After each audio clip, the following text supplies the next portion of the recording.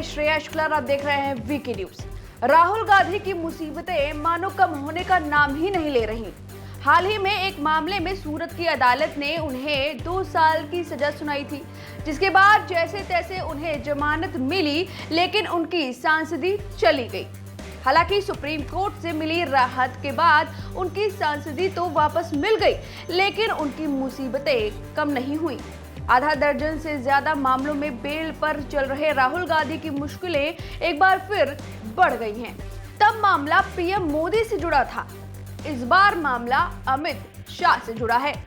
केंद्रीय गृह मंत्री अमित शाह पर आपत्तिजनक टिप्पणी के मामले में कांग्रेस के नेता राहुल गांधी को अदालत ने समन जारी किया है और 16 दिसंबर को हाजिर होने के आदेश भी दिए हैं।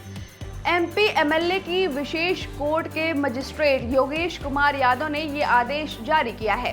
अब आप सोच रहे होंगे कि अमित शाह के खिलाफ राहुल ने ऐसा क्या बोला था जिसके बाद ये बवाल हुआ, तो वो भी आपको बताएंगे। लेकिन पहले ये जान लीजिए कि शाह पर टिप्पणी से किसकी भावनाएं आहत हुई थी और अदालत में राहुल के खिलाफ कौन गया। मामला ताजा नहीं, 5 साल पुराना है। बताया गया है कि 15 जुलाई 2018 को बीजेपी कार्यकर्ता अनिरुद्ध शुक्ल और दिनेश कुमार ने अपने मोबाइल पर एक वीडियो क्लिप दिखाया था। इसमें राहुल गांधी अमित शाह पर विवादित टिप्पणी कर रहे थे। इसे सुनते ही सहकारी बैंक के पूर्व अध्यक्ष बीजेपी नेता विजय मिश्रा का खून खौल गया और उन्होंने राहुल गांधी के खिलाफ विशेष अदालत में एक परिवाद दायर कर दिया था। उसी मामले में अब फैसला आया है। विजय मिश्रा के अधिवक्ता संतोष पांडे ने जानकारी दी है कि परिवादी और 2 गवाहों के बयान व साक्ष्यों के आधार पर राहुल गांधी को दंडाधिकारी ने आईपीएस की धारा 500 के तहत सुनवाई के लिए तलब किया है। उन्हें समन जारी कर 16 दिसंबर के लिए अदालत में हाजिर होने के आदेश जारी किए गए हैं। जी को माननीय न्यायालय ने धारा 500 आईपीसी के तहत प्राइमा फेसाई उनके खिलाफ पर्याप्त साक्ष्य पाते हुए उनको अभियुक्त के रूप में 16/12 के लिए उनकी तलबी किया है। मामला ये था कि 2018 में बंगलौर में प्रेस कॉन्फ्रेंस थी, वहां पर उन्होंने प्रेस कॉन्फ्रेंस में माननीय अमित शाह जी, जो उस समय राष्ट्रीय अध्यक्ष थे भाजपा के, उनको हत्या का अभियुक्त बताया था। इस मामले में फैसला आते ही विजय मिश्र का बयान भी आ गया। उन्होंने कहा, किसी के खिलाफ झूठी बयानबाजी कर जनता को गुमराह करने वालों को राजनीति में नहीं रहना चाहिए। 5 साल बाद अच्छा निर्णय आया है, अभी तो सजा होनी बाकी है। उस समय माननीय राष्ट्रीय अध्यक्ष अमित शाह जी राष्ट्रीय अध्यक्ष थे, उनके विरोध में श्री राहुल गांधी जी ने बंगलौर में एक प्रेस वार्ता के समक्ष यह बात बताई थी कि अमित शाह के ऊपर एक आरोप लगाया था कि वो हत्यारे।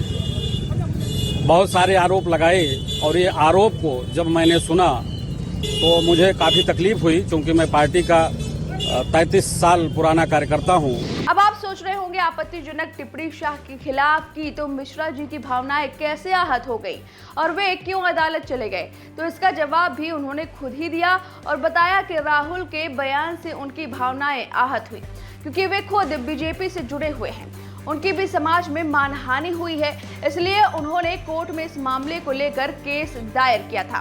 वैसे आपको बता दें कि राहुल के ऊपर मानहानि के कई केस पहले से चल रहे हैं और कई केसों में वे जमानत पर बाहर हैं। जैसे सारे मोदी चोर क्यों होते हैं वाले बयान में सूरत कोर्ट में जमानत पर हैं, इसी मामले में पटना कोर्ट से भी उन्हें जमानत मिली हुई है। कोऑपरेटिव बैंक मानहानि केस में भी अहमदाबाद कोर्ट से वे बेल पर बाहर हैं। मुंबई कोर्ट ने भी उन्हें गौरी लंकेश हत्याकांड को आरएसएस से जोड़ने के मामले में जमानत दे रखी है। इसके अलावा आरएसएस से जुड़े एक मामले में भी भिवंडी कोर्ट में भी उन्हें जमानत पर रिहा हैं वो। साथ ही ऐसे ही एक और मामले में गुवाहाटी कोर्ट ने भी उन्हें जमानत पर रखा है। हालांकि इतने मामलों के बाद भी राहुल गांधी है कि मानते ही नहीं।